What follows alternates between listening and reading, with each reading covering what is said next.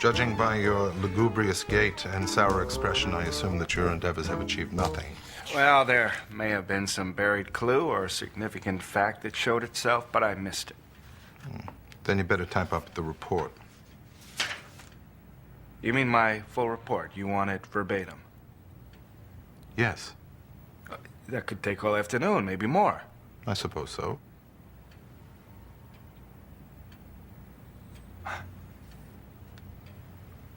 I asked you to type the report. I heard you, but it's just a stall, and you know it. Archer, you might recall that I once returned a retainer of $40,000 to a client named Zimmerman because he wanted to tell me how to handle his case instead of leaving it to me. Please type up the report.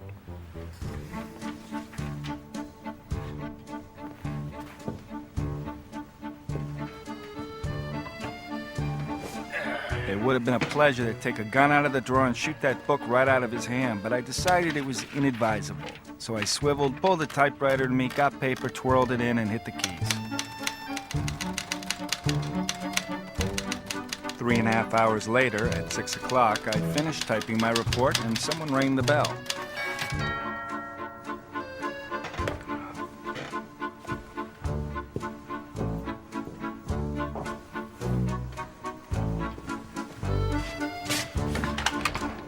Yes, can I help you? My name is Arthur M. Irby. I'm a lawyer, and I represent Eric Hogg, the former husband of Priscilla Eads. I would like to speak to Mr. Wolfe. Come in.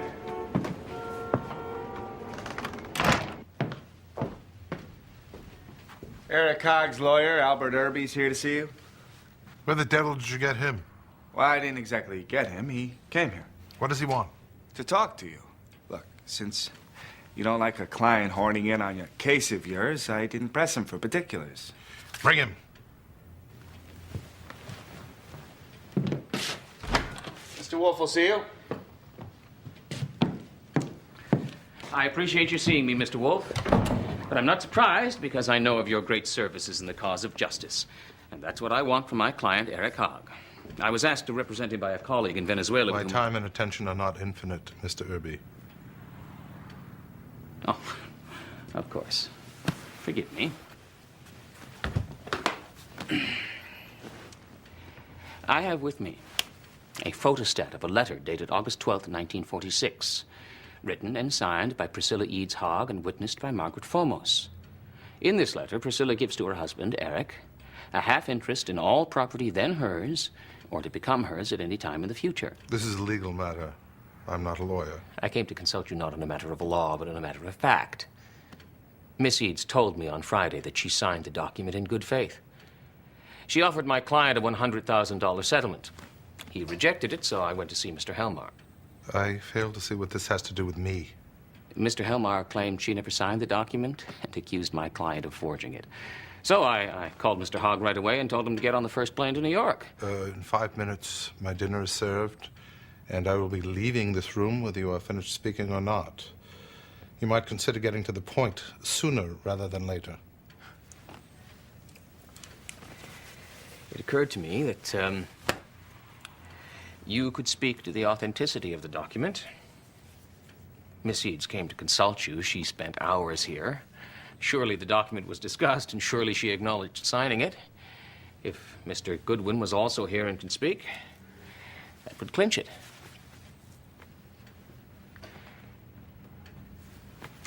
Such assistance would be of great value to Mr. Hogg, amounting to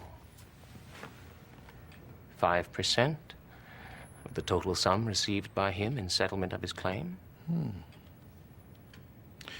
You say Mr. Hogg is coming to New York.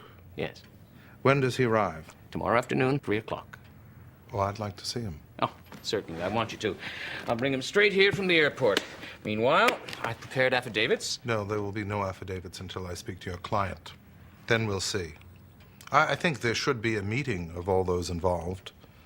Both sides, with you present, here in my office at 9 p.m. tomorrow. Well, I would welcome such a meeting, but I want some assurance that... No.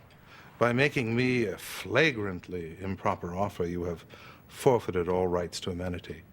You'll have to take it as it comes. My dinner is served. Very well, then. Good day.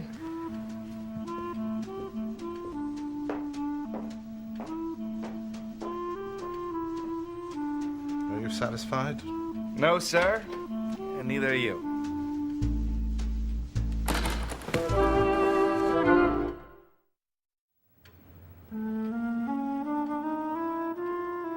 The next morning, I decided for the umpteenth time I didn't have the right temperament for working with Nero Wolfe. If I had, I would have long ago quit being exasperated by his assumption that there was no point starting the day's detecting activities until he came down from the plant rooms at 11 o'clock. Nero Wolfe's office, Archie Goodwin speaking. This is Sarah Jaffe, Mr. Goodwin. Yes, it is. I can tell by the voice. Good morning. Good morning. I wanted... How are you? Oh, I'm fine. How are you? I'm fine, too. I just had my breakfast, and I wanted to phone you. There was no place at the table but mine. Well, that's good. You know, in the long run, that'll save a lot of breakage on dishes. It'll save more than that, and... You took the coat and hat away with you. Yes, I did. And for God's sake, don't tell me you want them back. I disposed of them. Oh, I'll never want them back. When I went into the hall long after you left, I cried like a baby, and I knew you had done a wonderful thing for me and that I had to do anything you asked me to do. Anything. Only, of course not. I mean, anything you would ask me. That is, anything I can do. So just tell me what it is. Yes, I see. It's what I asked you to do yesterday. Yes, I thought so. You'll have to provide an attorney. I'm afraid mine wouldn't approve. Well, Mr. Wolfe's attorney, Nathaniel Parker, will be asked to act on your behalf, and you couldn't do any better than Mr. Parker. I don't think I'm still a nut, Mr. Goodwin, so I'm pretty brave to be doing this, and I hope you know it. I do. And I appreciate it. Bye for now. And so we were going to hatch Wolfe's plan after all. The legal merits are open to question, but it should suffice to get them here. We had given Parker all the details. Well, I'm not so sure. Don't worry. If you get disbarred because of this operation, I can get you a job folding paper napkins. Lawyers are incapable of taking a joke about getting disbarred because it takes them so much time and money to get barred. Yes, Mr. Perry Helmar, please. This is Nathaniel Parker's office calling. It's regarding a Mrs. Sarah Jaffe and Softdown Incorporated. This is Helmar speaking. Yes, Mr. Helmar, please hold for Mr. Parker. Good afternoon, Mr. Helmar. My name is Nathaniel Parker. I am an attorney. I am preparing to start a case for a client, and I'm calling you as a matter of professional courtesy. The client is Mrs. Sarah Jaffe. I believe you know her? Yes, I've known Mrs. Jaffe all of her life. What kind of action are you talking about? Well, perhaps I should explain to you that Mrs. Jaffe was referred to me by Mr. Nero Wolfe. That crook? That damn scoundrel? Well, I won't stipulate that, and I doubt if you can establish it. I was saying, Mrs. Jaffe would like me to ask a court to enjoin you and the members of the board from assuming ownership of any of the capital stock of Softdown Incorporated under the provisions of the will of the late Nathaniel Eads, and from attempting to exercise any rights of such ownership until it is determined whether one or more of you has acquired this stock by murdering Priscilla Eads. This is an act of malice. Nero won't put her up to this. I will speak with Mrs. Jaffe myself. I don't think that will help. As Mrs. Jaffe's attorney, I have advised her not to discuss this matter with anyone except Mr. Wolfe, if she sees fit. No judge would grant such an injunction. Well, that remains to be seen. But I think an effort should be made to protect all interests without going to court, and Mr. Wolfe has agreed, provided that such efforts be made tonight at his office and that all involved be present. At Wolfe's office? Yes. Never! Never! That man is a murderer himself. I think, Counselor, you are a little free with words. We'll expect you at 9 with the rest of the board. Oh, come. The soft-down crowd showed up on time, as expected, and we finally got to meet Eric Hogg. There had been so much talk about South America, I had expected him to be a cross between Diego Rivera and Perón. But I couldn't have told him from a Viking if it hadn't been for his clothes. Good evening. I have a prepared statement that I would like to read. Speaking for myself and my 4 associates, we denounce Nero Wolfe for his instigation of an unwarranted attack upon us by Mrs. Sarah Jaffe. We declare that said instigation was prompted by malice and that the threat of legal action on behalf of Mrs. Jaffe is an unjustified, unprovoked, and reprehensible attempt at coercion. And we demand the right to interview Mrs. Jaffe privately before entering into a discussion with Counselor Parker, and particularly any discussion to which Nero Wolfe is a party. May I say that... If you please, Mr. Helmar, there's no question of your right to interview Mrs. Jaffe privately. The only question is how she feels about it herself. Ask her.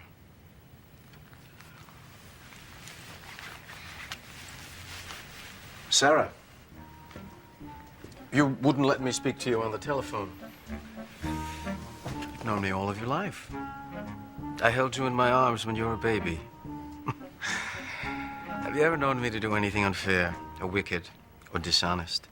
Yes. What? Did you say yes? Yes, I did. You did all of those things to Pris. You didn't love her or understand her, and you were bad for her. I want to say one thing. I haven't been coerced to do this by Mr. Wolfe or Mr. Parker. I am doing this because I want to, and it was Archie Goodwin who made me want to. It wouldn't do the slightest good for you to speak with me, Mr. Halmer, so forget it. Listen, Sarah, you don't understand. I think I do, and what if I don't?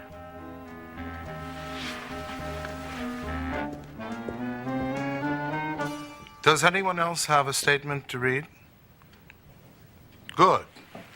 First, I'll make one thing clear. I have been engaged to investigate the murder of Priscilla Eads, and that is my sole interest. By Sarah Jaffe?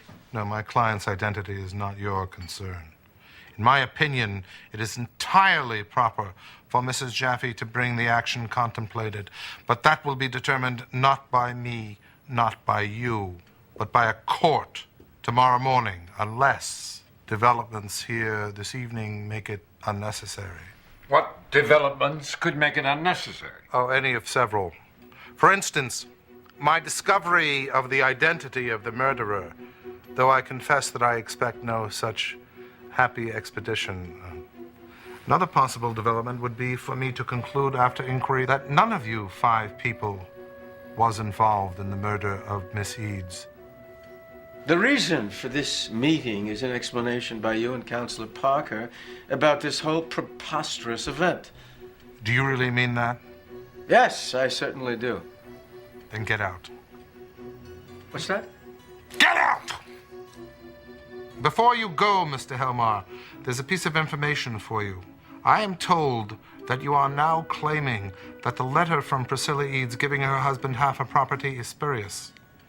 If you accuse me of deception, sir, I accuse you of an impudent lie in an attempt to defraud. In this room Monday evening, Miss Eads told Mr. Goodwin and me categorically that she signed that document. And of course, you knew that. Bravo! Now, that is honesty, gentlemen. Oh, here it is. Here it is! Well, this is fantastic. We are subject to trial on a charge of murder with you as the judge and the jury. No, not as you put it. What do you mean by inquiry? Put it this way. I say to you, Miss Juday, there is a suspicion that you had something to do with the murders of Priscilla Eads and Margaret Fomos, that you may actually have committed the crimes with your own hands.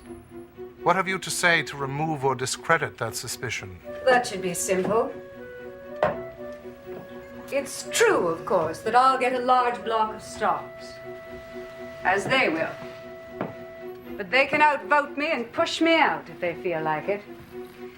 Whereas if Priscilla had lived, I would soon have been active head of the corporation, in complete control. Does that seem pertinent? Yes. Did you know that Mrs. Jaffe was to be a director? Yes. That was because Priscilla wanted all the directors to be women. Did these gentlemen know that Miss Eads intended to put you in charge? I'd rather let them answer that. Except if they say no, then I'll speak to it. Very well. Mr. Helmar, join us. The idea that a man of my training and temperament would perform so vicious a deed and incur so tremendous a risk is repugnant to every reputable theory of human conduct. Well, how do you explain her backing out of her appointment with you and asking you not to try and find her? Very simply. She knew that I was coming with proof that Mr. Day was incompetent to handle the affairs of a large corporation, and she simply didn't want to face me and admit What it. a monstrous liar you are! Don't call me a liar, you vicious, underhanded... How dare you! What about Miss O'Neill?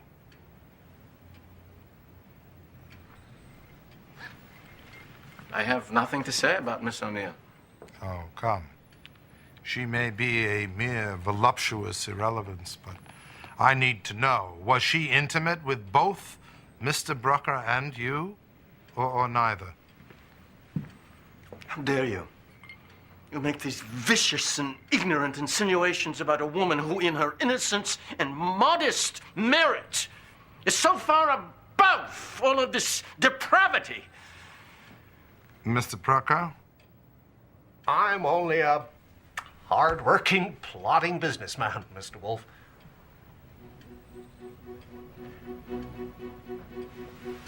But to the issue of murder, I can only say that I loved Priscilla Eads since the day as a 5-year-old that she told her father, "Don't make Jay go away with the others. You must keep Jay."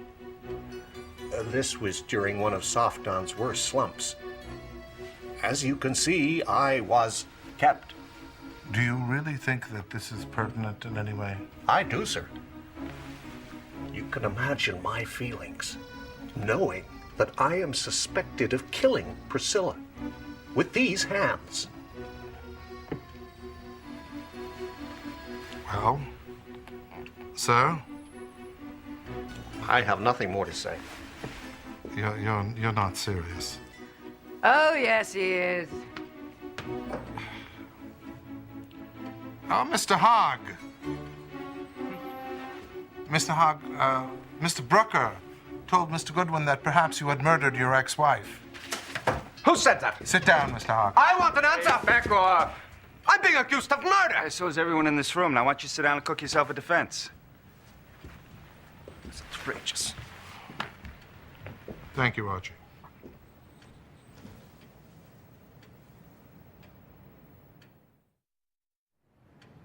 Now, why would Mr. Hogg want Priscilla Eads dead? Mr. Brucker.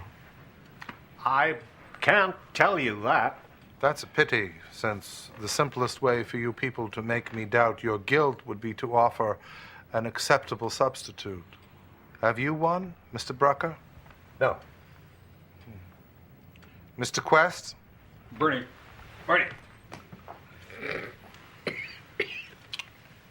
Sir, I've been with this company 62 years. In 1933, when I was made vice president by Nathan Eads, he promised me that one day I would be given a substantial share in the corporation. In 1942, he died. And when his will was read, I found that he had broken his promise to me. So, I decided to kill his daughter, Priscilla. She was then 15 years old. I decided to strangle her. Bernie! My God. I even worked out the details, where to find a rope. how to employ it, what to do with it afterwards, and I practiced. I practiced by strangling myself. But that was 10 years ago, and in the end, I finally came to my senses. I didn't kill her then, and now what's the point? I'm too old. My children are grown, and I have everything I need. Well, perhaps you should have strangled yourself. Have you anything else to add, Mr. Quest? And you, Mr. Pitkin, what have you to say to remove or discredit the suspicion that you are the murderer? That's not the way it's done, Mr. Wolfe. That's un-American. First, show me evidence, if there is any, and I will answer it. Either, sir, you're an ass or you're masquerading as one. If I had evidence that one or more of you were guilty, I wouldn't sit here half the night inviting you to jabber. I would phone the police to come and get you. Now, are you capable of deliberate murder? No, because of the way I look at things. How do you look at things? From the standpoint of profit and loss. For example, if the risk of the transaction is very great, it should not be considered at all. No matter what profit is offered, if it is successful. You apply that to murder, what do you get? Profit and loss, Mr. Wolfe. Mrs. Jaffe, your average income in soft-down dividends for the past 5 years has been $40,000. Have you earned 1 penny of it? My father did the earning. And you, Mr. Haig, you are demanding a share of soft-down profits. You certainly haven't earned anything, isn't that correct? This is perfectly correct. And I feel no embarrassment being put in the same class as the charming Mrs. Jaffe. The income I will get from soft-down stocks is called unearned income. But actually, I have earned it by years of devoted service. I deserve it, unlike them. Well, Mr. Pitkin, how about Miss Eads? Wasn't she also a parasite? Or had her recent interest in the corporation made her an earner? That wasn't a service to the corporation. That was an interference. In a week, she would have taken title to 90% of the company's stock, leaving you earners with nothing but your meager salaries. Wasn't that deplorable? Yes. We all thought so. I think I've had enough of you, Mr. Pitkin. I've had enough of all of you. It's late. I must digest what I have heard and seen, and I will make only this commitment. Mr. Parker will take no action on behalf of Mrs. Jaffe until he has heard from me sometime tomorrow. Well, that's it. Thank you all for coming. Your coats are by the front door. I'd appreciate it if you left swiftly.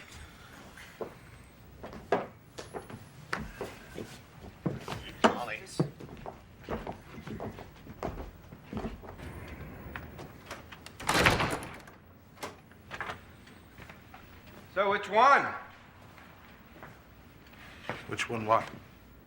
Excuse me, if you're as stumped as you look, God help your client. Archie, do you know who killed Mrs. Fomos and Miss Eads? No. I do. But there's a contradiction. What about Sarah Jaffe? Is she a snake or a cheat? No, neither. Nice odds, 10 to 1. Then I have a question for her. Have her here at 11 in the morning.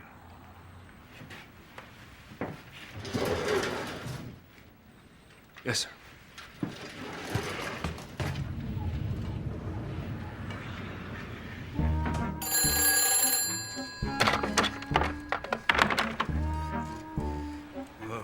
Nero Wolfe's. Oh, I'm awfully sorry, Mr. Goodwin. Did I wake you? Not quite there, Mrs. Jaffe. Why don't you go ahead and finish it? Well, I guess I should have waited until morning, but I thought you might have found them and wondered whose they were. Did you find any keys? No. Did you lose some keys? Is that what you're saying? Yes, 2 on a ring to the door downstairs in my apartment. They were in my bag. Uh-huh. Where are you now? I'm home in my apartment. How'd you get in? The night man, he has the key. I might have lost them in the taxi, but I thought I ought to phone you in case you found them. I'm sorry I bothered you. No, wait, Miss Jaffe, don't ring off there. Is Olga there? No, she doesn't sleep here. When did you miss the keys? While I was coming up in the elevator, I went to get them from my bag, and they weren't there. How come you didn't notice downstairs on the sidewalk? The night man was there with the door open. Okay, that's what you gotta do. You gotta keep that phone close to your ear and mouth, okay? Why? No, you know what? It's nothing. It's just, you lost some keys, that's all. I'm nervous about keys getting lost. Now, how long were you there before you called me? After the night man let you in? Well, I called you right away. I wanted to get you before you were asleep. What do you mean you're nervous about keys? I mean, I'm coming over right away. I'm coming over now, a matter of fact. What phone are you calling from? The living room phone. And that's at the far end from the foyer? Yes. Did you say you're coming over here? Yes. Listen very carefully. This is almost certainly a false alarm, but you gotta listen and don't ring off. When I say to you, go ahead, you say to me, quote, I don't think so, but if you'll hold the line, I'll go to the foyer and see if it's there, unquote. Did you get that? Yes. Do you want me to repeat that? No, you don't need to. Okay, good. Now, after you say that, you then put the phone down, you don't ring off, and you walk straight to the front door, you go through it, and you close it with a bang, you go downstairs and you wait for me. You got that? Yes. All right, now, are you gonna do it exactly that way? Yes, I will. All right, that's the girl. Now, don't forget to close it with a bang, because I'm gonna be at the other end of the phone listening. And when I hear that, I'm gonna come, and then when I get there, you can have a good laugh about how nervous I was about this whole thing, and then we'll decide what to do next. Maybe we'll go have a drink. Anyway, are you ready? Yes. Go ahead. Hold the line. I'll go check and see if it's in the foyer.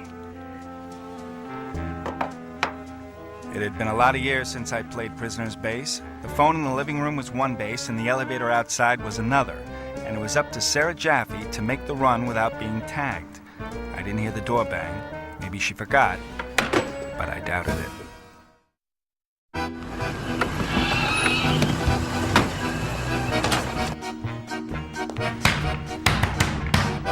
I want in! Far! I want to see Sarah Jaffe. I'm expected. At this time of night, not.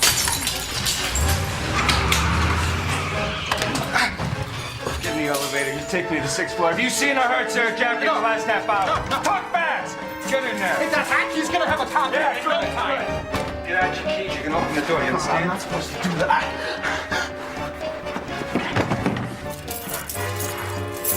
Fast. Get it open.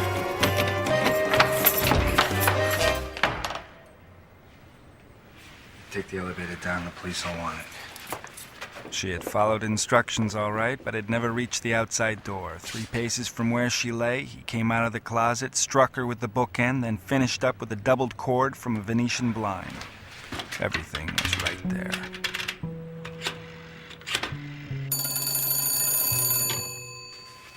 Hello. Yeah, listen, it's Archie. Listen good, all right? We might get interrupted. Sarah Jaffe called me from her apartment. That's where I am now. She lost her keys. The night man let her in. She asked me what to do. I gave her some instructions. She listened to me, but the problem is she didn't make it through the front door. She's on the floor now, dead. See? Next time she's in danger, she should call someone else. Archie, I said it is vainglorious to reproach yourself for lack of omniscience. The same is true for omnipotence. Report in when you can. Is this straight, Goodwin? Yeah, whoever got her keys. Got in, knocked on the head, strangled her, and now she's dead. You're in Jaffe's apartment right now? Yes. By God, you stay there. Put that phone down and get your hands up! Over the next 4 hours, I gave a complete account of the meeting in Wolfe's office and my phone call with Sarah Jaffe. The 4 of us disposed of 12 ham sandwiches, 6 muskmelons, and a gallon of coffee. Hey, wait, hold it. I just given you everything I got. I want something from you. I want to see Inspector Kramer right away, and you can fix it for me. Is this about the case? Yes. Why won't I do? Because he can say yes to this. You can't. Hey, Pearlie. When did I ever ask you for a favor? Never. You're not that dumb. No, not until now. I want you to let the inspector know I'm here. I'm gonna ask him for 5 minutes, and you will kindly keep your trap shut. He's busy. Well, so am I busy. Now let me just... Come on. What do you want to ask him? That's none of your business. Then you What do don't I want to see ask him. I don't see him. Here he is. Oh, what the hell? What is this? Now, this was my idea. I got something to say. Well, I haven't got time. All right, 2 minutes. 2 minutes. The Wolf sent you? No. Look, this was my idea. While Sarah Jaffe was on the phone talking to me, her killer was in the closet waiting for her, all right? I told her what to do. I could have told her to go to an open window and scream. That might have saved her. Instead, I had a better idea. Maybe I was wrong. What, do you want a medal? No. I don't want to go home, sit on my ass, and wait for Wolfe to have a fit of genius, see? I want to do something here. I want to sit in on your interviews with the suspects, and maybe I can offer some comments when it's appropriate. Typical Wolf approach. No. This is strictly personal. I was on the phone with her. Maybe I can help. You know him as well as I do, Pearlie. Is this straight? His head's been swelling a long time, and he got a bad jolt, and he can't take it. Yeah, I buy it. I can always toss him out. All right, Goodwin. But if this is a dodge, I'm gonna hook you. And I'm gonna hook you good. And not a word to Wolfe or the press or anybody else. Agreed? Agreed. I'm gonna do a retake on Helmer. Wanna come along with me? All right, let's go.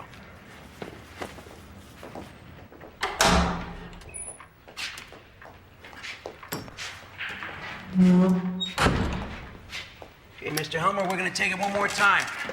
Tell you this. I noticed since she was a baby, I held her in my arms like That's right, yeah. I remember.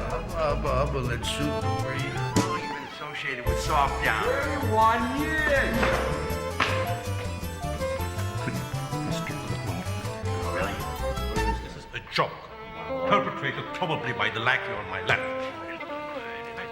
I have no idea why I'm here. This is preposterous. This is a And joke. as he flew away, you could hear him say, hubba, hubba, hubba, yuck, yuck. Well, you really put together, baby. Good morning. Morning. Good God, you look awful. Thanks. What's for breakfast? Well, you relax, I'll make you something. You know, this is getting to be a habit. What is? This early breakfast around this time in the morning. Yesterday, I was poaching eggs for Mr. Wolfe and Saul. You're a what? Poaching eggs for Mr. Wolfe and Saul. Ah, Saul's taking over my job, I suppose. I have no idea what Saul is doing. I'll be right back. There was nothing on the desk that gave any hint of what Wolfe wanted was solved. But in the safe, I found a slip of paper that hadn't been there before. A notation that Wolfe had given Saul $2 grand from our emergency fund. Naturally, I tried to decide what Saul Panzer was supposed to be doing with $2,000. I made a lot of guesses, but I bought none of them.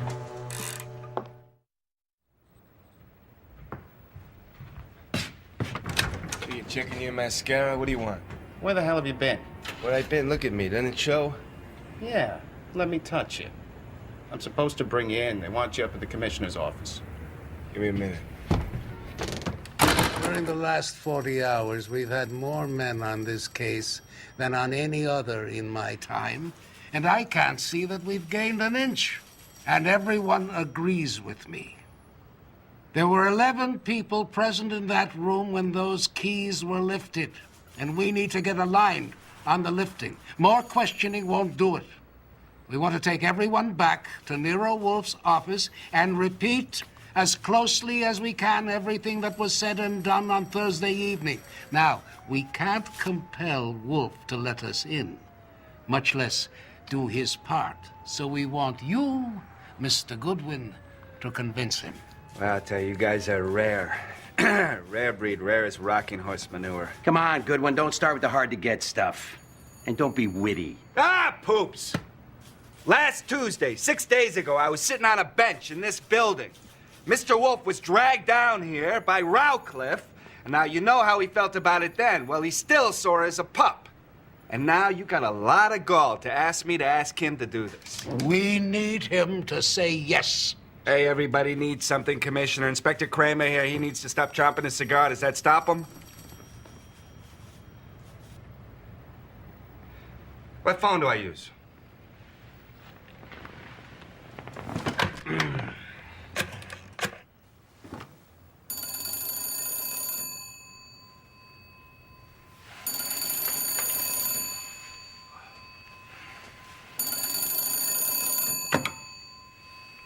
Nero Wolfe speaking. Yeah, it's Archie. Have you had breakfast yet? No. Anyway, listen, I'm calling on behalf of the people of the state of New York. Indeed. Yes, the whole shebang. From the commissioner all the way down to Lieutenant Rawcliffe, which is quite a distance. How long are you going to drag this out? I'm through dragging. Here's the point. We're flumped. We want to do a playback of last Thursday night with the original cast, and all you got to do to play your part is let us in and just be there, all right? Now, I've told my associates that it's almost certain you're going to tell us to go to hell, and Very well.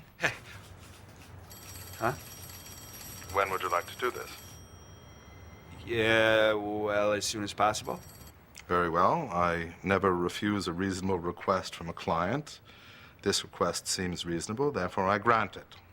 Shall we say 12 o'clock? Will that be convenient? Sure, yeah, that'll suit them fine.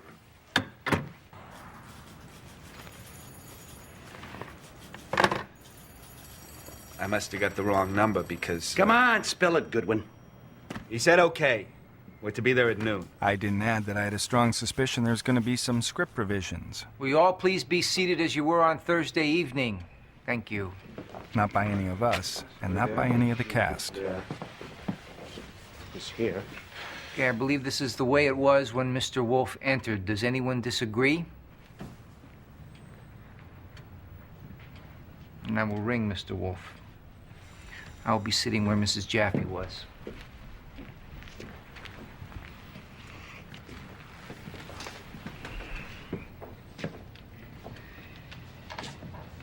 You gentlemen don't look very comfortable. Well, we're all right. These people have been told why they have been brought here? Yes, everybody's been completely informed. Then may we proceed? Please do. There was a little tingle in my spine. I knew his look and manner as well as I did his voice, and there was no doubt about it. He was going to pull one, or try to. Miss Duday, and gentlemen, you understand that the purpose of this gathering is for us to iterate our words and movements of last Thursday evening. But before we do so, I wish to make some remarks. After you people left that evening, I told Mr. Goodwin that I thought I knew who killed Priscilla Eads and Margaret Fomos. I based that on two things. First, my impressions of all of you. And second, the fact that Mrs. Fomos was killed. What? How does the fact that Mrs. Fomos was murdered solve Priscilla Eads' murder? Because the supposition that the attack on Mrs. Fomos was solely for the purpose of getting the keys to Miss Eads' apartment was clearly not acceptable if any alternative could be had. Well, maybe she recognized her attacker, and that's why she was killed. That assumption was not impossible, but it implied that the murderer was an egregious bungler, and I doubted it. I preferred to assume exactly the opposite, that Mrs. Fomos had been killed not because she recognized her attacker, but because he knew she couldn't recognize him. Is this for effect, or do you think you're getting somewhere? I am already somewhere. I just told you who the murderer is.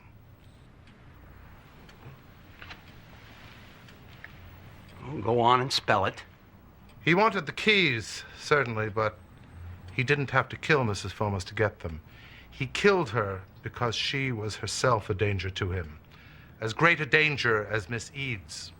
It would have done him no good to kill the one unless he killed the other. I won't say I caught up with Wolfe, but at least I could see his dust.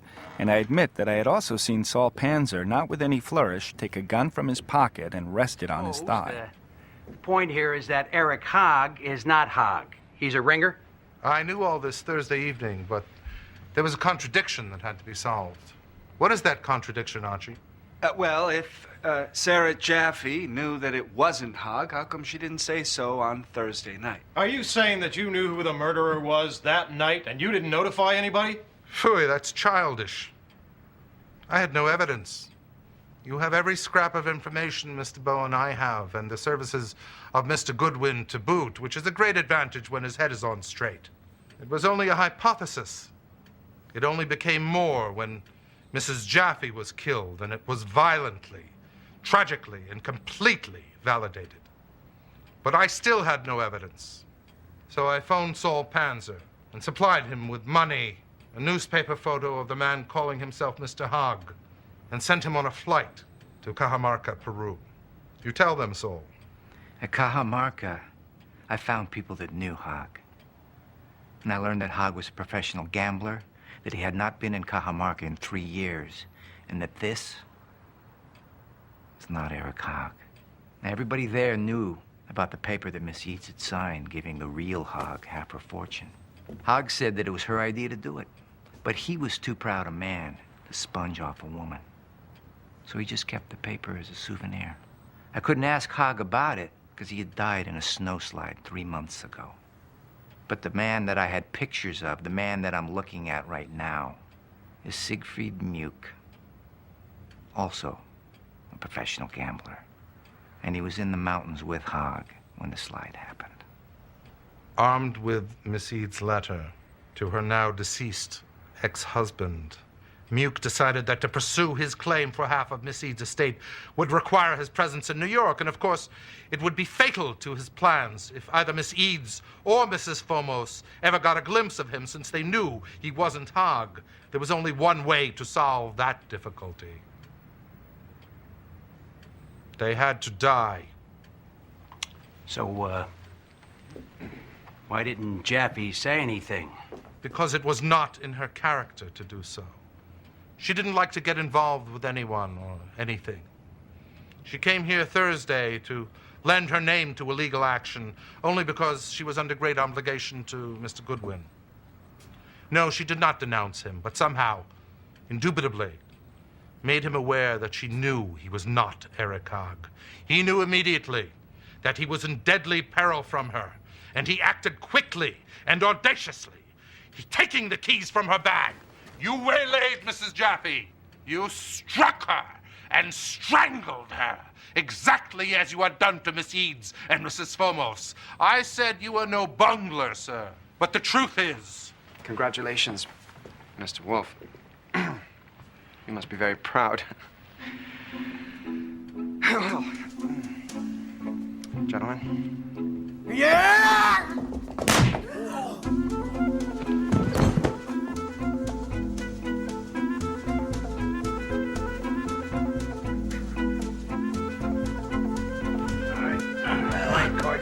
Come on, get up. Show him. Come on. It's some nice socks.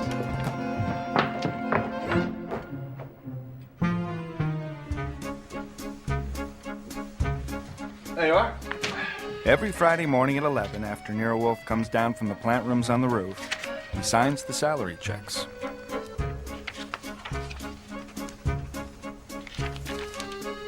Seems to be a check missing. Oh, and what check would that be? Yours? Well, you know, I like to get paid for my labors, just like the next man, but last week I was on leave. What's this for? Enough of this flummery. Take your check. Well, technically, I wasn't here as your assistant, but as your client. Therefore, it is I who should be paying you. Now, at present, this is all I can afford. I don't get paid much. Phooey. Very well. RJ!